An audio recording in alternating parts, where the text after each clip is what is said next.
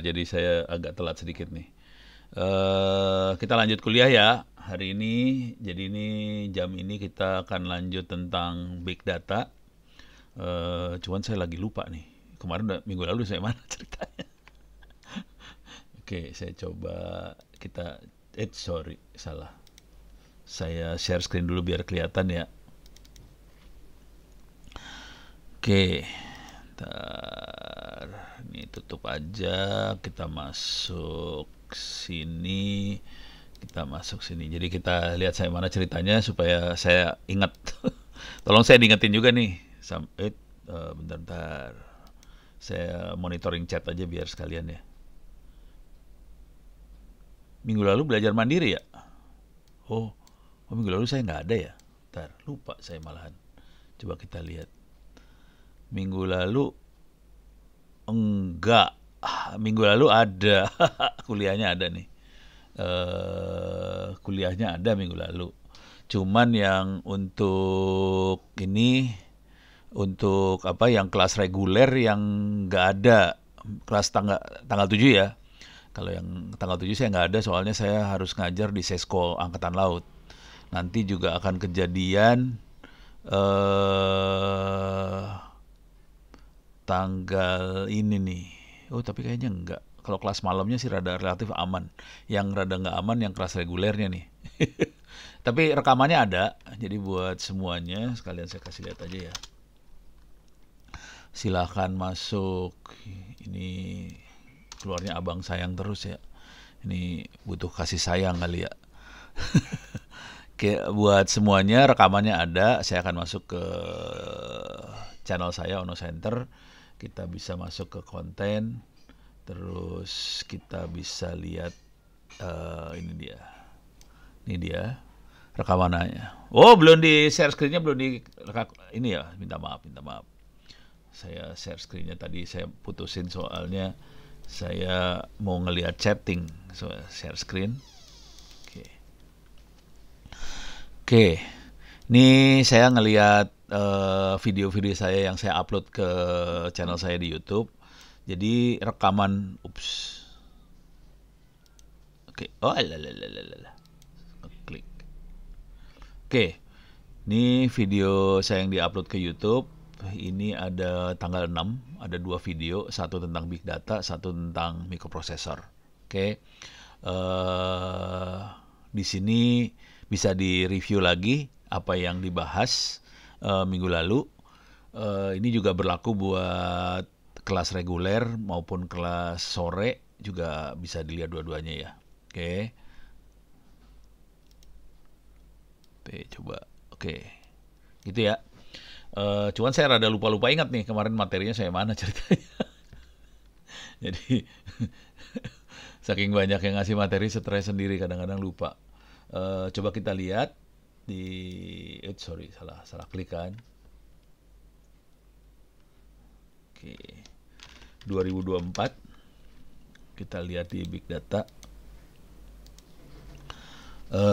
Oke, kalau nggak salah big data sama konsep data science sebagian besar udah dikasih gambaran. Saya akan mulai masuk ke penggunaan Orange. Jadi di sini saya akan coba Orange, akan saya coba bahas sedalam mungkin. Jadi Orange itu aplikasi yang bisa kita pakai buat analisa data. Cuman kalau mau serius kita tidak pakai Orange sih sebenarnya. Kita bisa pakai R. Terus kita bisa pakai Python. Nih Python. Oke. Kalau mau lebih enak bisa pakai Google Colab. Di situ ada Pythonnya juga.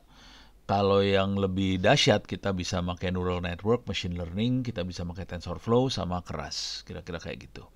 Tapi TensorFlow dan Keras itu juga Python di belakangnya. Keras itu akan pakai TensorFlow itu akan pakai Python, kira-kira kayak gitu. Jadi TensorFlow lebih rumit, Keras lebih gampang. Karena jadi Keras itu udah rada enak kayak Orange. Kalau yang paling enak Orange sih sebenarnya, gitu ya. Jadi bisa dilihat contoh-contohnya. Cuman saya nggak yakin saya bisa selama 1 semester saya bisa bahas ini semua. Gitu. Silakan dikerjakan kuis UTS UAS-nya. Untuk yang R, Python, TensorFlow keras itu nggak ada kuisnya. Dan di UAS juga nggak saya bahas. Jadi kuisnya masih dibatasin sampai orange. Supaya Anda lulusnya gampang. Kalau saya bahas lagi yang ini parah, ntar lulusnya bisa kacau. Yang penting di sini adalah mengerti tentang ininya ya, filosofi, cara berpikirnya segala macam. Oke. Saya akan coba pelan-pelan masuk ke orange. Ini untuk instalasinya sendiri, bisa lihat di sini instalasinya. Cuman kalau pakai Windows gampang banget instalasinya, cuman download aja, nanti install, nanti bisa dipakai. Kalau Windows gampang. Kalau pakai Linux kayak saya lumayan pening instalasinya, terutama yang kalau mau dapet yang rada stabil. Ini yang stabil, yang pengalaman saya terakhir adalah pakai pip. Ini buat installer Python ya. Jadi langkahnya command line banget. Kita perlu bikin virtual environment. Di virtual environment ini di sistem operasi yang kita pakai. Virtual environment ini dibangun pakai Python. Kemudian kita aktifkan virtual environment-nya, diaktifkan. Ini diaktifin. Setelah diaktifin, dengan kondisi di dalam virtual environment, kita coba install semua aplikasi yang dibutuhkan, dan terakhirnya kita install Orange. Gitu ya. Nah, sekarang saya akan coba jalankan Orange-nya. Orange-nya saya jalanin di mesin lain, bukan di mesin yang ini. Jadi saya pakai ini ya, mesin virtual. Orange bisa dijalankan via command line enggak? Biar bisa otomatis ada data langsung menjalankan dari terminal. Walah. Oke. Saya belum pernah sampai level itu, belum. Coba kita cek dulu. Perasaan bisa. Orange command line. Feed data. Misalnya gitu ya. From file. Nah, kayaknya ada nih. Tapi ini masih Orange versi 27 ya. Oke. Nah, coba kita lihat. To start Orange kayak gini. Ini start Orange-nya di terminal. Jadi Python 3 -m Orange Canvas. Nggak ada di sini. Coba lihat di sini. Bisa nggak ya? Ini, oops. Oke. Wah, harus baca. Nggak tahu. Perasaan saya pernah baca kayaknya bisa. Kayaknya ya. Tolong dioprek deh. Ini dosennya udah lupa. Waktu itu ngoprek sampai mana ceritanya udah lupa banget. Rasanya bisa, cuman saya nggak ngeklik di kepala caranya. Kayaknya sih bisa. Gitu. Iya, kalau di Orange emang buat Orange lebih banyak buat belajar sih ya, bukan buat operasional. Jadi kita lebih ke GUI aja sih. Nah, kalau operasional kita lebih banyak pakainya Python. Efek puasa, iya bisa jadi sih efek puasa. Ini sejam lagi ya baru buka di sini mah.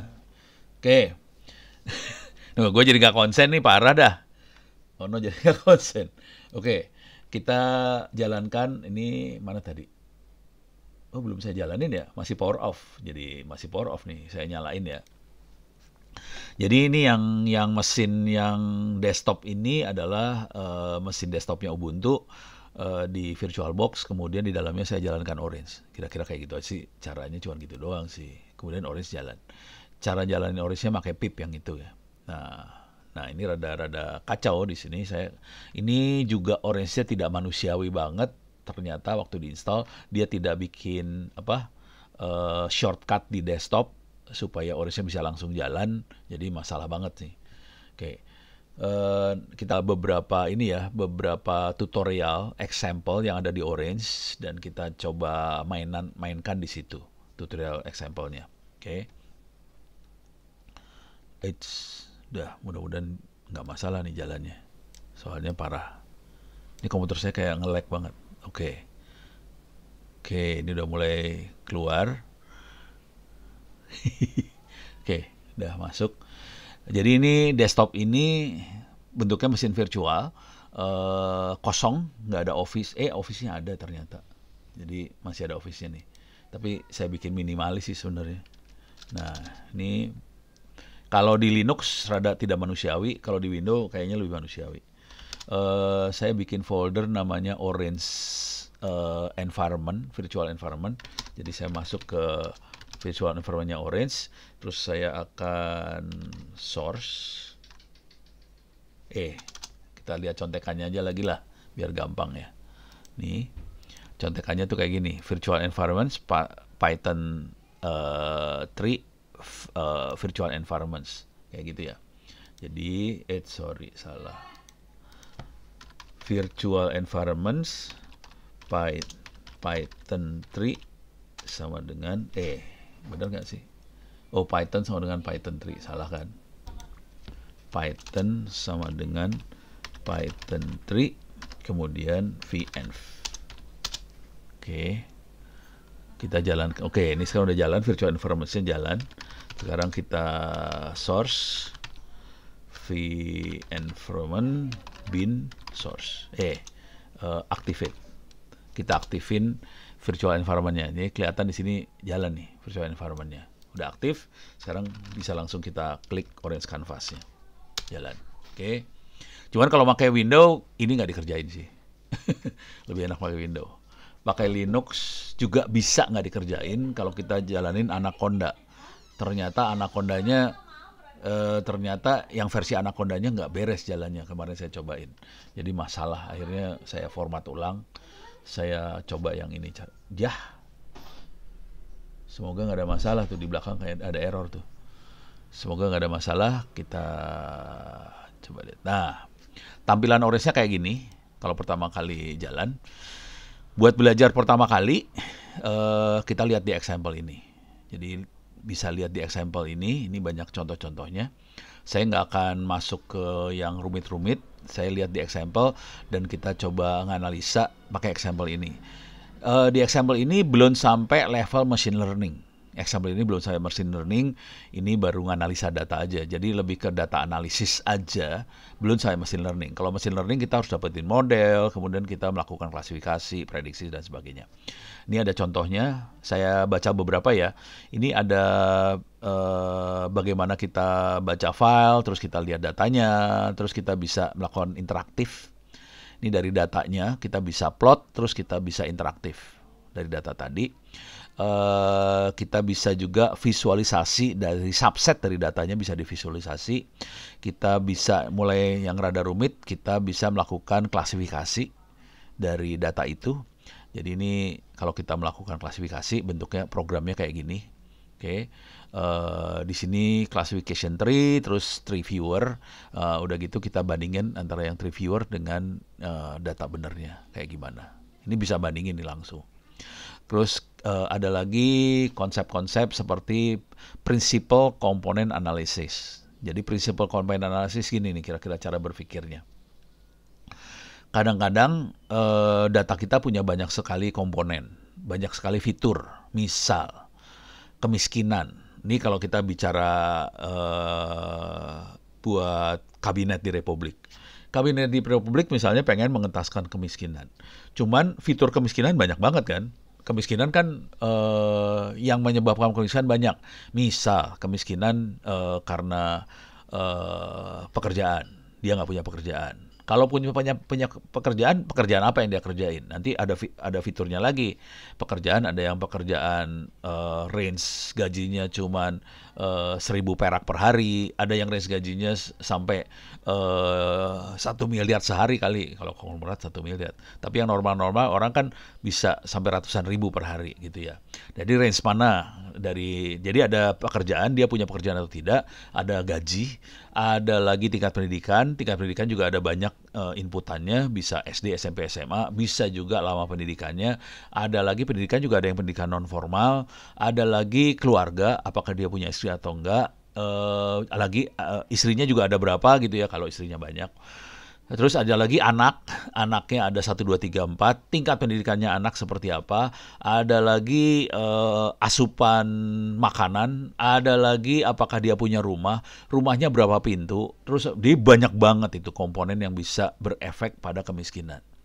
Nah, dari sekian banyak komponen, tentu nggak semua komponen punya efek yang besar ke si kemiskinan tadi. Nah, komponen yang paling besar efeknya namanya principal komponen.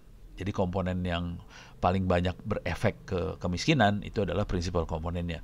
Nah, di PCA ini kita menganalisa komponen mana yang paling efeknya paling besar. Kira-kira gitu. PCA itu kira-kira gitu. Cuman PCA dia berusaha untuk pakai semua komponen sebetulnya. Gitu. Dia akan berusaha memakai semua komponen dengan cara dia merubah koordinat sih sebenarnya. Kalau koordinatnya dirubah sama dia. Nah, kalau yang ini adalah pengelompokan. Ini kita bermain dengan data yang tidak dikasih label. Jadi misalnya tadi kemiskinan tuh kita kasih label, kalau tingkat pendidikannya sekian, ini ada labelnya sekian. Nah, kalau datanya nggak ada labelnya, teknik yang ini hierarchical clustering ini adalah teknik untuk mengkelompokkan data yang tidak ada labelnya. Nanti di sini di bagian yang ini kita bisa ngelihat kelompoknya, kira-kira kayak gitu. Nanti kita akan coba satu-satu, semua ini kita coba satu-satu ya. Semua contoh kita coba satu-satu. Saya nggak yakin bisa selesai hari ini, kemungkinan bisa sampai minggu depan. Cuman tolong kasih tahu teman-temannya yang ada di kelas reguler. Bentar. Sorry. Besok saya ngasih kuliah di kampus, jadi nggak masalah. Cuman nanti tanggal 21 kan libur nih. Wafat Isa Al-Masih tanggal 21 minggu depan ya. Jadi tolong kasih tahu teman-temannya di kelas reguler supaya ikut kelas sore. Soalnya libur. Jadi kelas reguler saya hilang 2 kali nih kelas regulernya. Regulernya hilang 2 kali. Karena tanggal 7 saya nggak masuk karena saya harus ngajar di Sesko AL kelas reguler. Terus tanggal 21 saya juga bakal nggak bisa masuk karena libur. Jadi kelas reguler tolong lihat di kelas yang online. Oke, saya balik lagi. Saya mana ceritanya tadi teh? Di sini ya. Oke. Ini saya bahas singkat dulu ya, masing-masing itu apa. Tapi nanti saya akan eksperimen sama makhluk itu langsung. Oke. Ini jadi kalau tadi waktu kemiskinan kan ada kemiskinan itu bisa karena pendidikan, karena pekerjaan, penghasilan, rumah, istri, anak, dan sebagainya. Nah, dari sekian banyak, fitur mana yang paling mendominasi, yang paling berefek? Ini fitur ranking. Bedanya dengan PCA itu dia akan berusaha memakai semua fitur yang ada dengan cara dia ngerubah koordinat. Kalau yang fitur ranking, dia akan meranking si fitur mana yang paling berefek. Dari ranking itu misalnya 3 besar fitur yang paling berefek, kita bisa ngambil 3 besarnya aja. Fitur yang lain bisa kita buang. Kalau fitur ranking ngebuang fitur. Kalau VCA dia nggak ngebuang fitur. Kira-kira kayak gitu. Tapi ini diterima aja kalau belum ngerti ya. Tapi kalau mau nanya boleh. Cuma nanti kita akan coba benerannya. Kita lihat efeknya. Nah, ini cross validation kira-kira gini nih. Waktu kita melakukan analisa, melakukan modeling, kemungkinan besar, jadi data itu selalu rewel, seringkali kita suka salah dari data yang ada. Waktu kita bikin model, seringkali modelnya kemungkinan besar tidak bisa 100% memodelkan data yang kita punya. Jadi 100% itu maksudnya gini, kalau fiturnya seperti ini dia pasti miskin, fiturnya kayak gini dia pasti sejahtera, fiturnya kayak gini dia pasti agak miskin atau miskin banget gitu ya. Nah, kadang-kadang ada yang suka overlap satu sama lain, itu namanya cross. Jadi kita bisa cek, itu cross checknya di sini, di cross validation ini. Oke, ya bentuknya matriks. Nanti kita bisa main yang ini juga ya nanti. Nah, kemudian coba di sini kita bisa keluar tabelnya. Kalau yang di sini kira-kira sama, tapi dia nanti akan di mapping ke scatter plot. Kelihatan mana yang data yang benar, mana data yang salah, hasil forecast, hasil klasifikasi si model, gitu ya. Nih, kalau yang ini bentuknya keluarnya nanti tabel, kalau yang di sini keluarnya plot. Nah, kalau itu biasanya datanya berbentuk angka tuh. Nah, kalau datanya berbentuk teks, kita bisa main di text processing seperti ini. Yang paling sederhana adalah di text processing adalah kita baca teks, kita bisa baca-baca teksnya. Nanti kita bisa tampilin dalam bentuk word cloud, kira-kira kayak gitu. Itu text processing. Nah, yang teknik yang lain lagi adalah waktu melakukan text processing kita mengenerate back of words. Jadi back of words tuh kira-kira sederhananya gini. Kalau ada teks isinya banyak kata-kata di dalamnya. Misalnya paling gampang kita punya naskah buku. Nah, back of words tugasnya adalah menghitung kata ini ada berapa di naskah buku ini. Misalnya kata ono ada berapa, kata tangsel ada berapa, kata ITTS ada berapa, kata big ada berapa, data ada berapa. Jadi dari situ kita bisa tahu di naskah buku ini masing-masing kata jumlahnya ada berapa. Nah, fungsinya apa? Setelah kita tahu itu, fungsi yang paling sederhana, kalau kita punya dua naskah, kalau naskahnya tidak sama, pasti jumlah masing-masing katanya pasti beda. Yang masalah kalau jumlah masing-masing katanya sama. Jadi kata ononya misalnya di naskah A ada 10, di naskah B ada 10 juga. Di kata ITTS di naskah A ada 20, di naskah B ada 20 juga sama persis. Jadi semua katanya sama persis. Kemungkinan naskahnya itu sama. Kemungkinan naskahnya itu plagiat gitu. Kalau ada bedanya dikit, kemungkinan juga masih plagiat kalau bedanya dikit. Kalau bedanya banyak, kemungkinan besar bukan plagiat gitu. Jadi salah satu yang keren dari back of words adalah kita bisa ngecek plagiat. Kira-kira kayak gitu ya, itu back of words. Oke, ini concordance. Concordance saya pusing sendiri, maksudnya apa? Tapi kira-kira dia bisa ngecek kemunculan kata di word cloud dari sebuah korpus lah kira-kira. Cuman saya sendiri masih belum dapat insting makainya buat apaan. Jadi dari korpus adalah kumpulan teks ya. Jadi kalau ada kumpulan teks, kita bisa ngecek ini kata ini munculnya berbarengannya kapan sih gitu kira-kira. Tapi saya nggak sampai sekarang saya masih bingung. Ini pakai benernya buat apa gitu ya. Masih belum dapat instingnya. Nah, kalau yang ini masih dengan teks, cuman kita bisa melakukan pengelompokan dari teks tadi, gitu. Nah, di sini yang perlu disadari di korpus ini kumpulan teks, cuman dia bentuknya kayak file Excel sih sebenarnya. Kalau korpus bentuknya file Excel. Jadi misalnya kita punya 20 naskah cerita. Jadi 20 naskah cerita, konsekuensinya masing-masing cerita dimasukin ke dalam satu baris gitu ya. Nah, fungsinya yang ini, clustering ini, jadi fungsinya ini adalah ada fungsi distance namanya. Nanti bisa dipraktekin. Dia akan melakukan pengelompokan. Misal kita ini cerita anak-anak ya. Kalau cerita anak-anak kan ada yang pakai karakter binatang. Cerita anak-anak ada yang tentang magic ya. Bukan malaikat, apa sih kalau yang pakai magic itu. Jadi tukang sihir apa segala macam ya. Ada cerita binatang, ada yang tukang sihir. Kalau di Indonesia apalagi ya, selain binatang, tukang sihir, barangkali ada cerita rakyat atau apa gitu ya. Bentuknya mitos atau apa. Nah, dari analisa kata-kata yang dipakai, kita bisa mengkelompokkan nih ceritanya cerita apa. Jadi dari teks kita bisa melakukan kelompokan nih cerita apa. Teknik ini bisa kita pakai juga untuk misalnya kalau kita punya banyak teks masuk. Misalnya kita atau teks masuk dalam bentuk berita atau apa ya. Nah, kita bisa ini misalnya di koran atau apa.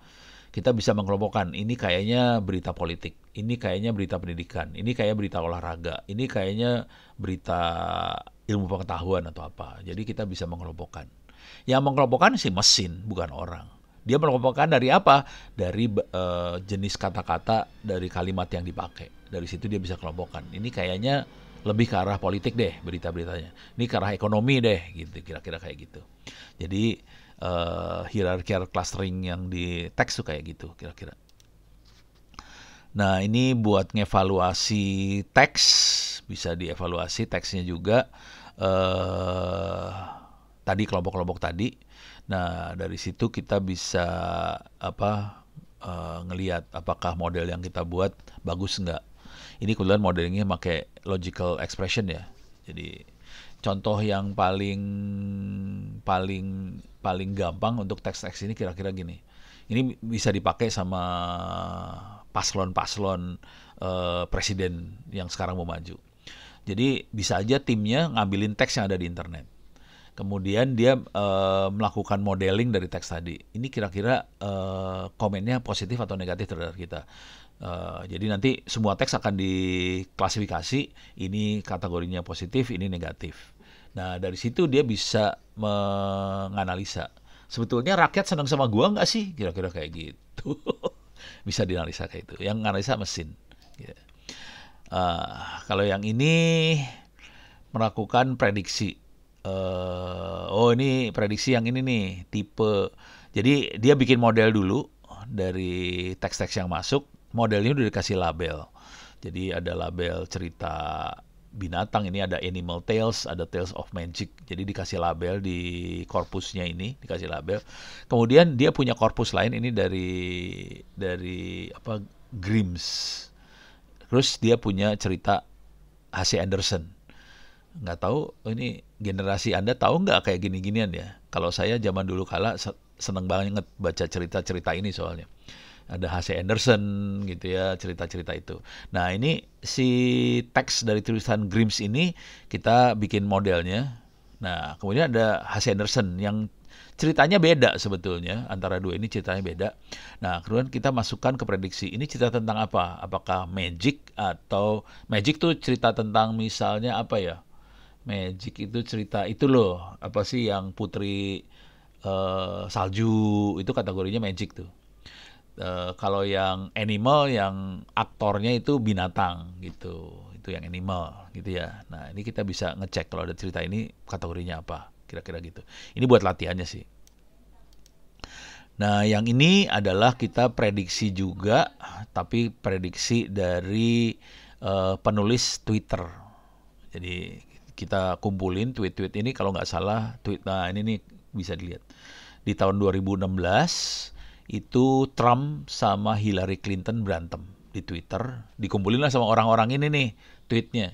Udah gitu dari kumpulan tweetnya itu dia bisa tahu ini yang ngomong Hillary Clinton kayaknya, yang ini yang ngomong si Trump. Dengan cara itu kita bisa ngelihat karakter kata-kata sih sebenarnya. Nah, dengan cara itu kita bisa nganalisa misalnya tulisan-tulisannya Prabowo, Anies, tulisannya Ganjar Pranowo. Ini kayaknya Ganjar yang ngomong, ini kayaknya Prabowo nih yang ngomong, ini kayaknya Anies yang ngomong, bisa kelihatan gitu. Tapi kita perlu ini ya, kita ngumpulin dulu korpus nih, kumpulin korpus, udah gitu diklasifikasi, dari situ kita bisa nanti bisa melakukan prediksi sih, kira-kira kayak gitu. Ini sebagian yang latihan yang ada di saya. Kalau Anda ngedownload apa adanya Orange, kemungkinan besar ini nggak ada. Kenapa saya punya banyak? Karena di bagian option saya sudah masukin add-ons. Jadi setelah install Orange, add-ons dimasukkan. Di sini ada Associate, Bioinformatics, Education, Geo ini Image Analytics. Terus di sini ada text, Textable segala macam. Kalau saya masukin lagi yang lain-lain nanti contohnya akan bertambah. Jadi masing-masing modul biasanya ada contoh. Contohnya bisa bertambah dengan semakin banyaknya modul yang kita masukin. Jadi contoh ini saya nggak semua modul saya masukin, modul ini aja yang bikin contoh-contoh tadi tuh. Jadi ada text, Textable, Image Analytics, Geo dan sebagainya. Oke, kita akan. Nah, untuk dapetin contoh saya harus matiin lagi nih orange-nya. Orange matiin, nyalain lagi orange-nya. Oke, kita akan coba jalanin ya. Contohnya satu, pelan-pelan. Kita akan jalanin, saya punya waktu sekitar 40 menitan sebelum buka. Kita masuk example. Saya akan ambil contoh yang pertama nih. File sama data. Oke. Ini bisa dibaca-baca sebetulnya. Cuman dia cuman pakai 2 widget ini. Dia baca file, kita baca datanya. Cuma gitu doang sih. Contoh yang paling sederhana. Nah, filenya bisa kita klik di sini. Nah, ini filenya kebetulan Iris tab. Tab itu table, ada di folder dataset, Iris tab. Nah, langsung pas dia baca, dia langsung ngasih kesimpulan dari data yang dia baca. Di sini dia bisa lihat, dia langsung ngasih summary di tabel di data Iris tab ini. Tab itu table ya. Bentuknya kalau nggak salah koma atau titik koma atau saya lupa nih. Coba kita lihat data benernya seperti apa. Locate Iris tab. Ini dia. Saya akan pindah dulu ke sini ya. Sorry. Atau gini aja langsung ya. Klik kanan copy, more. Jadi kita bisa lihat sih sebenarnya datanya seperti apa. Bentuknya file text sih. Nah, bentuknya tab. Jadi tab di sini. Jadi bentuk datanya dia bukan file Excel, tapi ini bisa dibaca sama file Excel, jangan khawatir. Dia pakai spasi lagi salah. Pakai tab untuk memisahkan antara data. Nah, dia formatnya adalah di sini nama kolom. Ulang. Di atas ini ada nama kolom, ada 5 kolom, sepal length, sepal width, petal length, petal width, sama iris. Di sini ada kodenya, kolom data di kolom. Dia ngasih tahu kolom itu datanya C itu continuous, artinya angka continuous angkanya, bukan discrete. Angkanya continuous, makanya angkanya 5,1, 4,9, 4,7 segala macam. Ini C itu continuous semua. Jadi nilai dari sepal length, sepal width, petal length, petal width itu semuanya continuous. Nah, kemudian iris itu datanya discrete. Dan ini adalah targetnya yang menjadi klasifikasinya. Kelas itu klasifikasi maksudnya. Jadi klasifikasinya adalah iris setosa apa segala macam. Jadi ini yang jadi klasifikasinya, ini adalah fiturnya. Nah, makhluk apakah iris? Salah pencet. Kalau ini berat soalnya kalau di dalam mesin virtual. Harus dimatiin dulu biar enteng kerjanya. Ini saya tutup lagi ya. Salah klik. Oke. Saya nggak klik yang ini aja ya, biar enak. Iris itu bunga. Iris flower. Oke, kita lihat gambarnya aja lah. Jadi iris flower tuh kayak gini bentuknya bunga. Kira-kira kalau di Indonesia mirip-mirip sama bunga anggrek sih sebenarnya. Coba kita lihat anggrek sama nggak, mirip nggak ya? Kayaknya mirip. Anggrek, gitu ya. Image. Beda banget. Beda sama anggrek. Beda. Jadi ini kebetulan kayaknya ini bunga di orang bule lah. Dia tuh ada dua makhluk, ada 3 jenis iris, versicolor, setosa, virginica. Jadi secara jenis ada 3. Ini versicolor kayaknya gendut, setosa kurus, virginica kayaknya di antara gendut kurus ini. Oke. Jadi yang ini gendut, ini kurus, ini setosa. Kok ini nggak kurus, ini kurus. Ngaco lah. Pokoknya gitu dah. Saya nggak ngerti bedanya apa. Cuman kira-kira kayak gini bentuknya. Udah gitu ada petal adalah kayak daun yang di dalam. Sepal adalah daun yang luar yang bentuknya lebih gede kayak gitu. Jadi ada daun kecilnya, ada daun gedenya. Ini daun bunga tapi ya, bukan daun-daun itu ya. Nah, kemudian orang-orang rada gelo itu pada diukurin sama dia. Kalau ada panjang sepal sama sepal width, panjang sama lebar. Ini petal panjang, lebar. Diukurin sama dia. Ini 5,1 apa tuh? Inci atau senti, nggak tahu. Kayaknya senti deh. Kayak besarnya nggak dikasih tahu soalnya. Kemudian ini kategori setosa. Kalau yang ini setosa. Kayak gitu ya.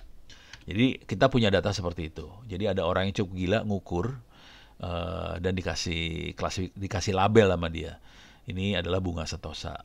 Nah, ini yang ini contoh ada kalau datanya punya label, dikasih label. Jadi ada fiturnya ada 4. Sepal length, sepal width, petal length, petal width. Itu kebetulan fiturnya berbentuk angka. kemudian ada klasifikasi berbentuk tulisan.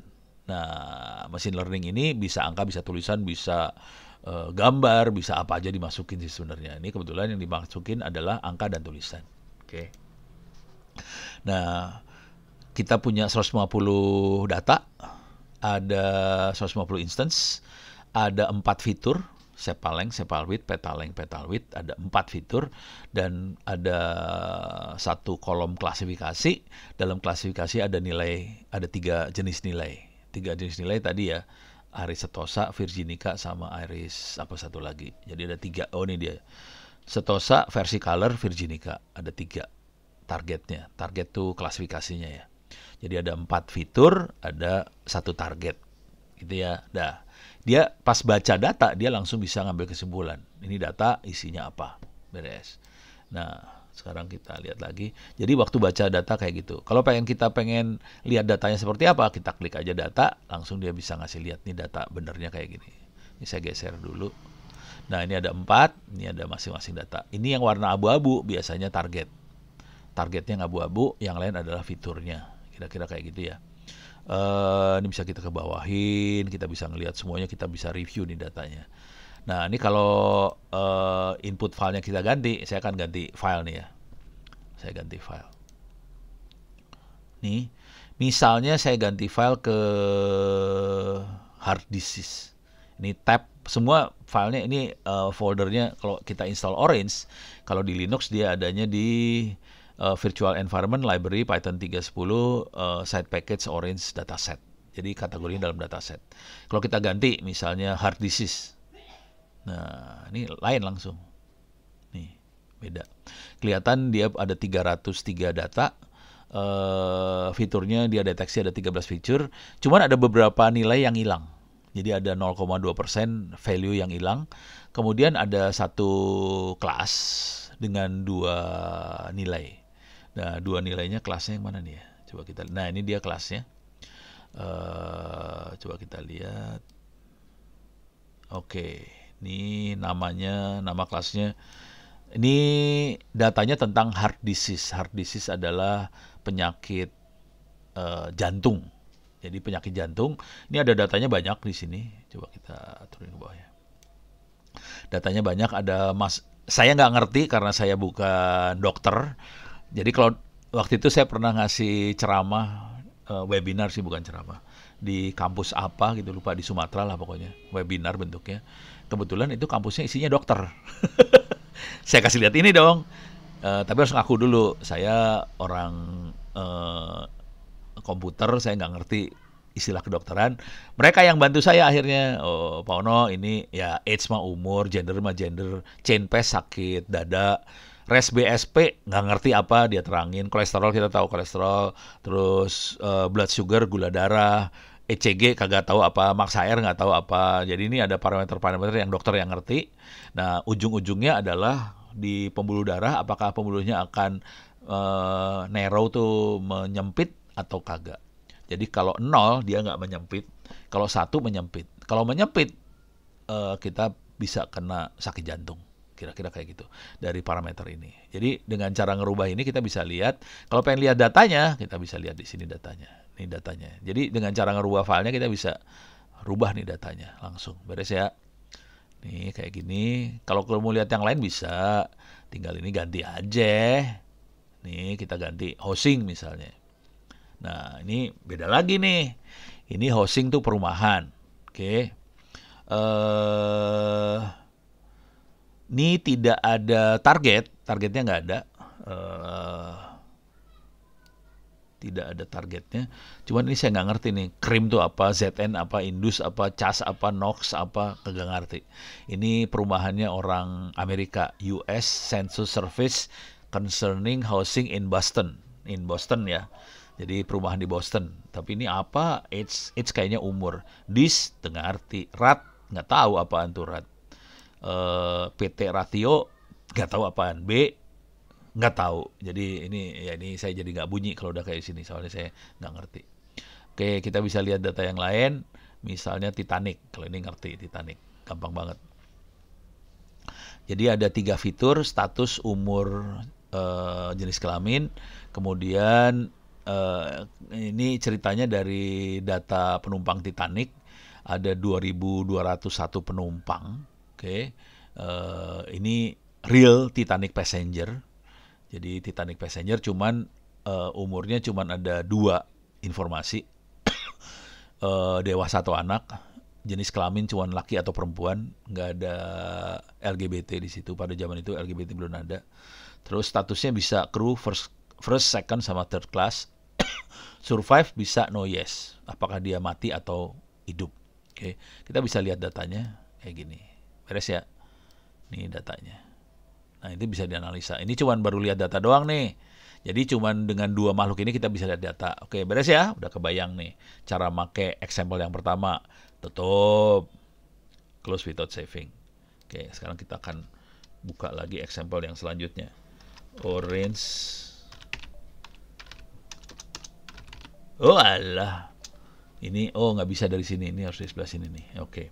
Ini ada virtual environment-nya lagi operasional jalan. Kalau yang ini virtual environment-nya nggak ada. Makanya saya nggak bisa jalanin orange-nya. Saya harus jalanin dari sebelah sini yang virtual environment-nya masih jalan. Oke. Saya jalanin lagi orange canvas-nya. Nah, kita akan lihat contoh yang kedua. Ini masuk example. Kita masuk interactive visualization. Si Orange punya kemampuan luar biasa buat visualisasi, ini enak banget buat analisa, dia bisa interaktif dan bisa visualisasi sekalian. Nah, ini kita tadi pakai dua aja ya. Kita pakai file sama data table. Sekarang antara file sama data table dikasih scatter plot. Oke. Nah, kita lihat nih filenya masih sama yang kita pakai arrays table, masih sama. Cuma di sini ada scatter plot nih. Ada scatter plot. Nah, sekarang kita liatin nih scatter plot sama data table.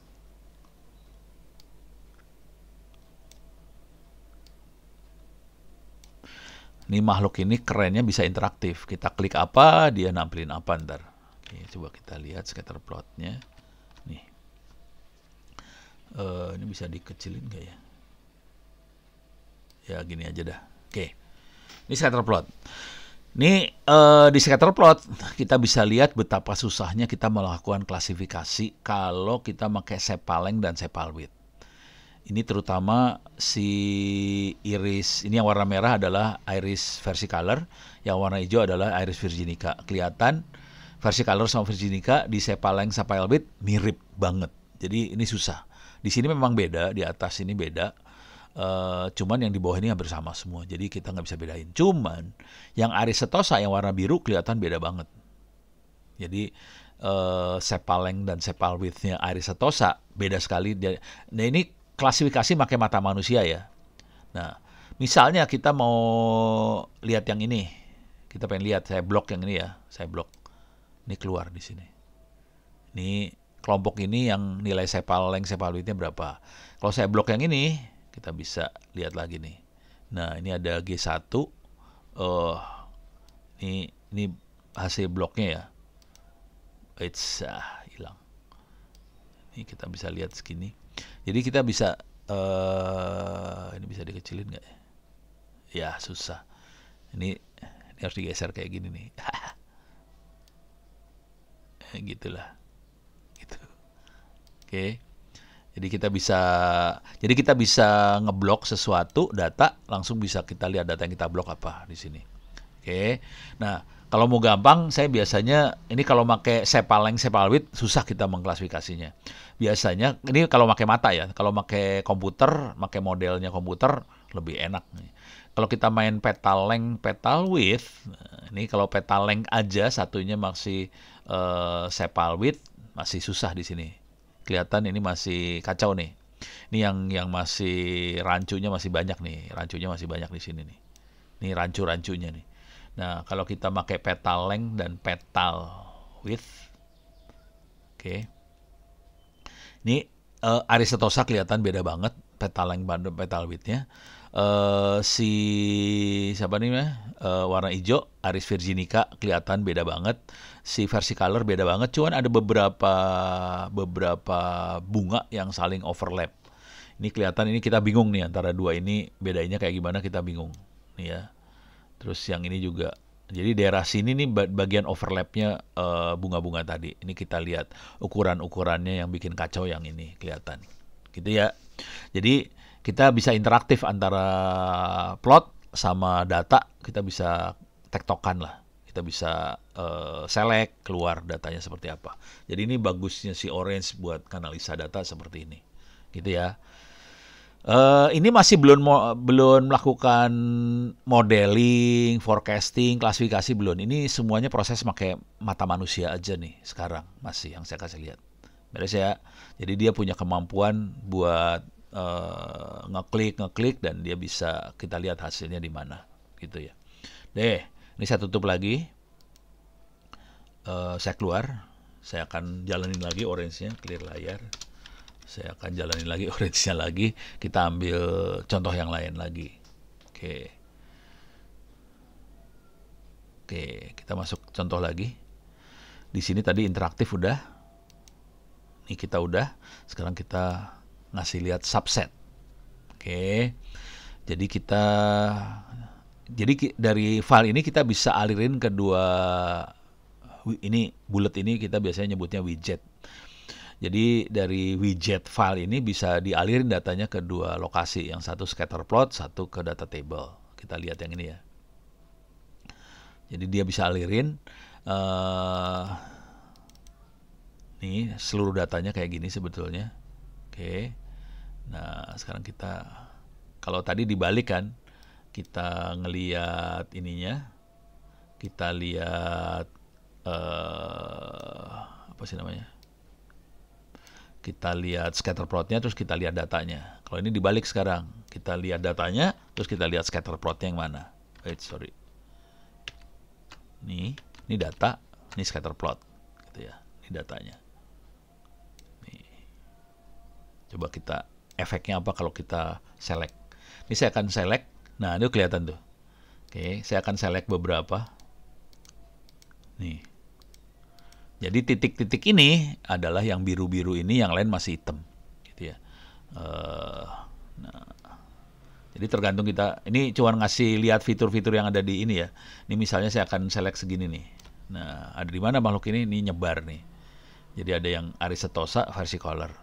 Oke, Arisetosa yang warna biru, versicolor yang warna merah. Kelihatan ini merah versicolor, ini nyebar di sebelah sini, gitu. Ini data ini ada di mana nih? Bisa dilihat di sini. Nih datanya di sini. Arisetosa ini ada di mana? Kelihatan. Jadi bisa kayak gitu. Kalau tadi kita dibalik ya, kita lihat plotnya, udah gitu kita select terus keluarin apanya? Keluarin teksnya. Oke. Kalau ini dibalik. Ini sebetulnya dari sini kita bisa save data juga sih. Di sini ada fitur save data sih sebenarnya. Jadi kalau kita geret save data ke sini, kita bisa save data yang kita select segala macam, kita save bisa. Gitu ya. Jadi bisa bolak-balik ini. Ini saya coba balikin ulang ke yang tadi ya. Ini programnya saya rubah. Misalnya saya rubah jadi kayak gini juga bisa. Nih remove aja. Ini saya geser ke sini. Nih. Jadi saya bikin program kayak gini. Terus ini kayak gini. Sorry. Nih. Terus mana program? Ini dia. Oops. Kok kayak gini sih? Ini. Terus ini. Oke. Alah. Ini dia. Gitu ya. Ini bisa saya select kayak gini. Ini keluar di sini. Ini bisa kita save. Caranya gimana kita save? Jadi apa yang kita select bisa kita save sih sebenarnya. Jadi kalau mau nge-save caranya gampang banget. Salah. Nih. Jadi kalau udah selectnya we save, kita tambahin aja save data, kita sambungin ke sini. Nih. Jadi data yang kita select bisa kita save. Kita kasih aja nama filenya apa. Save as apa. Gitu kita kasih nama. Jangan ke iris step lagi ya. Kacau tuh ntar. Gitu. Oke. Jadi kita save dengan kata nama lain. Gitu. Jadi datanya yang kita select bisa kita save. Ini saya memperkenalkan fitur-fitur si Orange ya. Jadi saya masih belum melakukan analisa yang canggih-canggih. Tapi sambil ngenalin fitur, dia Orange bisa apa aja sih? Gitu kira-kira. Coba kita sekarang, salah. Kita harus ke sini lagi. Kita masukin orange, salah. Orange canvas. Oke. Jadi tiap kali kayak gini, nggak bisa jalanin example-nya di tengah-tengah orange, nggak bisa. Jadi example kelihatannya baru kalau baru dijalanin pertama kali. Kita lihat example lagi. Jadi ini udah file data interaktif, visualisasi subset udah, sekarang yang ini. Classification tree. Oke. Nah, yang ini masih sama yang dipakai, iris table juga sama, ada 4 fitur, ada 1 kategori. Nah, kita di sini ada plotnya. Nah, cuman di sini kita mainan ini classification tree. Dari sini, dari data kita masukin algoritma untuk melakukan klasifikasi. Ini algoritma. Algoritmanya bisa kita rubah-rubah parameternya. Jadi classification tree adalah algoritma untuk melakukan modeling. Ini udah mulai masuk algoritma modelingnya. Bentuknya tree. Kita bisa ngatur berapa jumlah leaf, mau di-splitnya kapan, segala macam bisa diatur di sini sih. Parameter dari algoritmanya bisa kita atur di sini. Kalau mau ngerti lebih, jadi di kuliah ini saya nggak akan jelasin cara kerja si algoritma. Cuman ada algoritma namanya classification tree, dia punya parameter bisa kita rubah, nanti bisa kita main-mainin. Efeknya seperti apa dengan rubah ini. Dari Tulung Agung ya? Wah iya. Saya baru kemarin dari Ponorogo, nggak jauh. Baru tadi pagi mendarat dari Ponorogo. Nggak jauh dari Tulung Agung itu. Iya, jam ini. Nah, ini karena waktu sebentar lagi, nggak lama lagi, saya kasih lihat aja. Kita punya tree viewer seperti ini nih. Oke, kita punya tree viewer seperti ini. Nih, tree viewernya. Nah, cuma di sini kita punya scatter plot. Bisa dikecilin nih harusnya. Nih, oke. Kita punya scatter plot nih. Oke, kita lihat tree viewernya lagi ya. Nih, oke. Kita punya 2 makhluk nih. Nah, kita bisa analisanya bisa kayak gini caranya. Jadi kita punya tree viewer. Tree viewer adalah tree yang dihasilkan dari modeling. Dia berhasil bikin model bahwa yang membedakan pertama kali adalah petal length. Nanti dilihat lagi petal width-nya lebih besar dari 1,9 enggak. Kalau lebih besar Kalau lebih besar dia bisa Virginica, yang ini jadi petal length ini kita bisa lihat lagi nanti versi color kayak gitu. Jadi ini caranya dia melakukan klasifikasi. Nah, kita pengen lihat yang ini aja ya. Misalnya di sini Virginica. Kalau saya klik di sini, nah keluar. Yang kelompok yang ini adalah kelompok yang ini. Kelihatan ada satu yang error, gitu ya. Kalau kita klik yang ini, kita lihat kelompok yang ini sebenarnya. Kalau kita klik yang ini, kelompoknya yang ini. Yang ini, kelompok ini. Jadi hasil tree-nya bisa kita lihat di grafik ini langsung. Ini yang mana, ini yang mana, ini yang mana. Jadi kita bisa interaktif langsung dengan tree yang kita buat gitu ya. Yang biru, wah, 100% dia berhasil nih. Jadi 100% dia bisa klasifikasi yang biru. Kalau yang ini 97,8%, yang ini 97,9%, yang ini 100% tapi cuma 3. Ini berhasil 3. Yang ini 66,7. Ada satu error. Di sini masih ada satu error. Di sini ada satu error gitu. Jadi kalau kita pakai cara yang ini dapat, cuman errornya 1. Cuman banyak nih, yang merahnya banyak. Yang ini hijaunya banyak, tapi errornya 1. Ini merahnya banyak, errornya 1. Di sini 100% berhasil, cuman dapat 3. Di sini 66,7%. 2 yang benar, 1 salah. Jadi kita bisa lihat tingkat keberhasilannya kayak gimana. Oke. Jadi kalau dari petal length lebih kecil dari 1,9 pasti iris sentosa. Kalau lebih besar dari 1,9 ada kemungkinannya bisa versi color sama Virginica.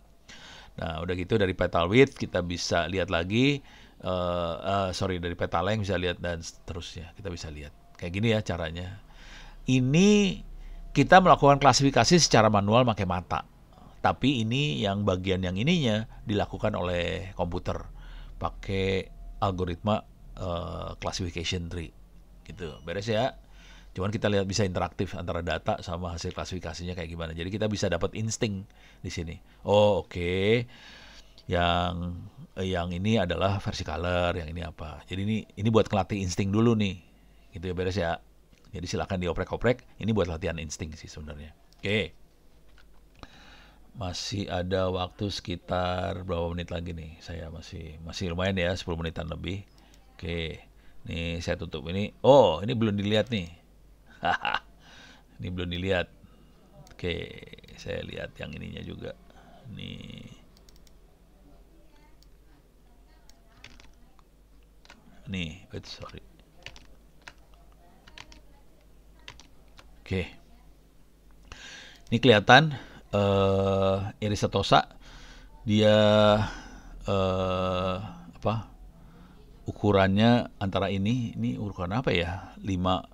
4,8 sama 5,2 ini antara petal length-nya kayaknya ya. Gitu. Ini ukuran sih, ukuran petal length ya. Kalau yang ini adalah versi color. Ini ukuran apanya dia ya, 5,9. Nih harus dibaca nih apa sih?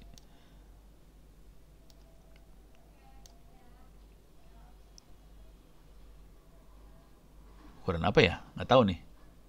Yang dia pakai apa nih? Tapi semuanya 5. Jadi ini ada sesuatu nih. Saya harus buka dulu nih. Oh, sepal length. Oke, jadi kita bisa milih di sini mau petal width atau petal length atau apa. Bisa dipilih di sini sih sebenarnya. Jadi ukurannya yang di sini nih. Oke, kita bisa lihat dari petal width misalnya ya. Kita lihat petal width. Oke. Jadi kita bisa lihat dari setosa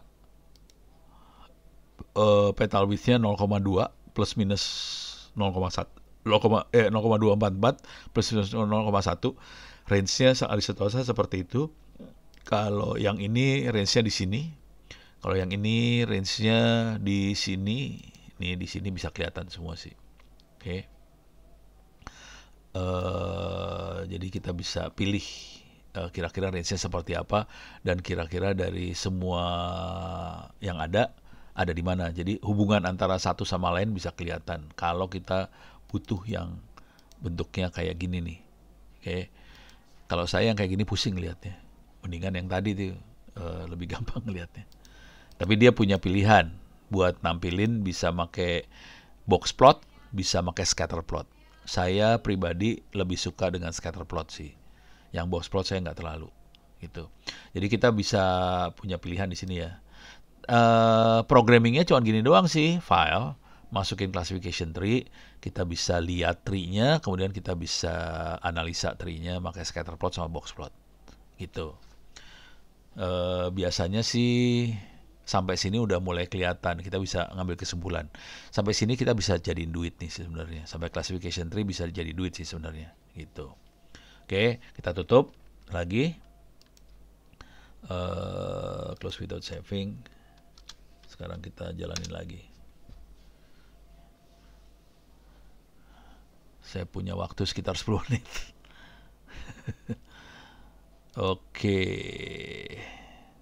Ini klasifikasi udah. Nah, ini PCA nih. Nah, ini PCA lebih seru nih. Nih. Kita lihat di sini brown selected tab. Nah, ini nggak tahu brown selected itu apaan. Saya nggak tahu. Cuman dia ada 126 data. Fiturnya ada 79 biji. Ada sekitar 1,5% yang tidak ada nilainya di dalam fitur-fitur tadi. Kemudian di bagian klasifikasi ada 3 nilai klasifikasinya, tidak ada ini yang hilang, ada 1 data yang meta. Meta itu cuma informasi, nggak ada, dia fungsinya bukan fitur, bukan klasifikasi, nggak dipakai buat perhitungan nih. Nah, coba kita lihat nih di kategorinya namanya function. Ada proteas, reps, apa segala macam. Metanya cuma teks gain. Nah, kita bisa lihat datanya sih sebenarnya. Kalau pengen lihat datanya seperti apa, kita geret ini aja ya. Saya ulang lah cara ngegeretnya biar kelihatan. Jadi saya kayak geret data table ke sini, kemudian saya sambungin ini ke sini supaya kita bisa ngelihat datanya seperti apa. Datanya bentuknya kayak gini. Jadi yang gain ini cuma metadata aja, nggak ada nilai apa-apa. Ini functionnya yang ini, Proteus, reps, sama Ribo. Makhluk apakah ini? Nggak tahu saya makhluk apa. Coba kita cek dulu di Google ya. Proteus, Ribo, sama apa satu lagi teh? Proteus, Ribo, sama reps. Makhluk apakah itu? Tetap kagak ngerti. Oh, kloroplas. Jadi kayaknya kloroform apa kayak gitu ya, bangsa-bangsa gitu ya. Ini apa nih? Oh, DNA kayak gitu ya. Ini ada ini DNA main DNA kayak gitu nih. Wah, ngeri dah urusannya orang. Oh, 10 menit lagi di Jakarta ya. Oke.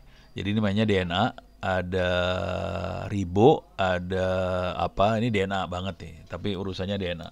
Terus di sini ada proteinnya nih. Kalau DNA mainnya protein sih biasanya.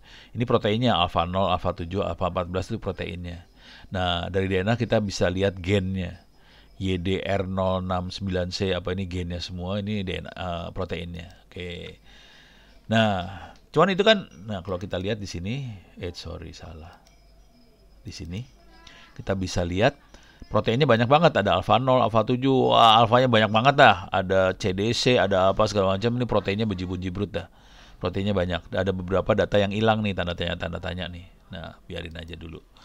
Nah, dengan sedemikian banyaknya data, kita lihat yang penting kalau kita geser koordinatnya, nih kalau kita pakai dua komponen, berapa persen dari ini bisa kita terangkan. Jadi ini kita pakai dua komponen doang, dia bisa menerangkan 35%. Kalau saya naikin, kita pakai 3 komponen, 40% ke cover, 44%. Kalau kita pakai 4 komponen 51 dan seterusnya. Cuman semakin banyak komponen yang kita pakai, semakin rumit perhitungannya. Jadi kalau mau gampang, kita hitungnya cuman 3 atau 4 aja. Ini urusannya dengan gain seseorang gitu ya. Nah, ini kita bisa lihat efeknya kayak gini. Nah, di sini kita bisa mainin nih sebenarnya antara makhluk ini makhluk ini sama scatter plotnya. Nah, ini scatter plotnya nih. Saya klik di sini supaya tinggal segitu. Nah, terus sama ini dia makhluknya. Oke. Ini ada scatter plot untuk penggolongannya tadi ya, penggolongannya. Ini ada Proteus, reps, sama ribo. Proteus warnanya biru, reps warnanya merah. Kelihatan reps ada beberapa yang salah reps di sini. Kalau kita pakai cuman ini saya cuma 4 komponen. 4 komponen kelihatan ada beberapa yang salah. Kalau saya naikin lagi komponennya, oke. Bisa kelihatan kagak ya? Ininya kok nggak berubah sih? Oke. Nggak gitu kelihatan, tapi berubahnya nggak banyak ya. Ya karena emang perubahannya dikit sih. Yang gedenya di sini nih. Ini kelihatan ini grafiknya makin nggak beda jauh. Yang bedanya tuh kalau masih kecil nih, bedanya kecil. Ups.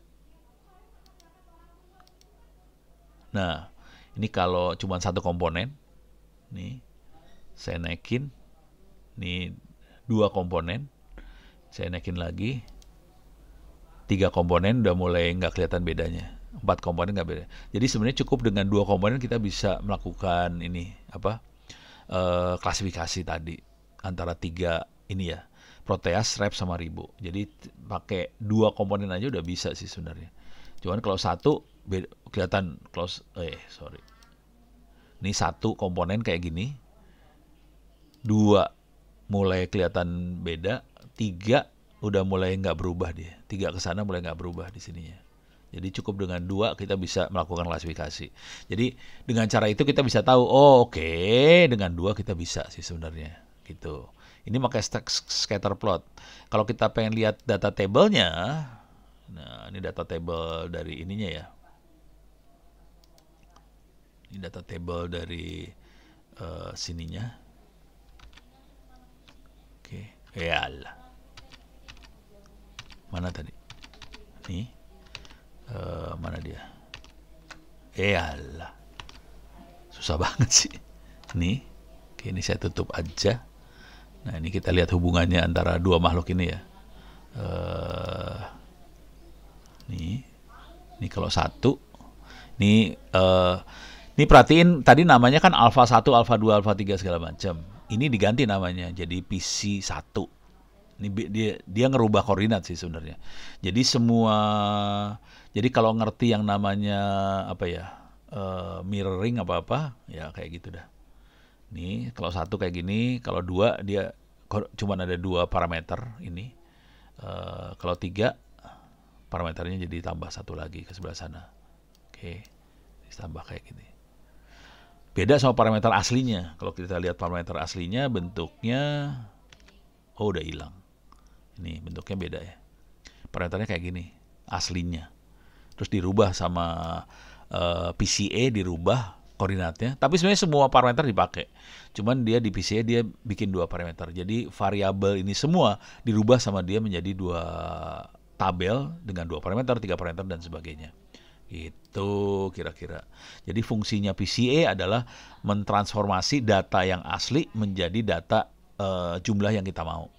Misalnya 2 variabel aja, 3 variabel aja, 4 variabel aja. Gitu. Beres ya? Oke. Udah kagok waktu tinggal 3 menit lagi.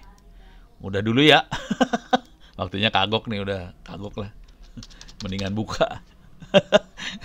Oke, terima kasih banyak. Kita lanjut minggu depan. Bentar, saya kasih lihat ininya, kondisi agendanya ya.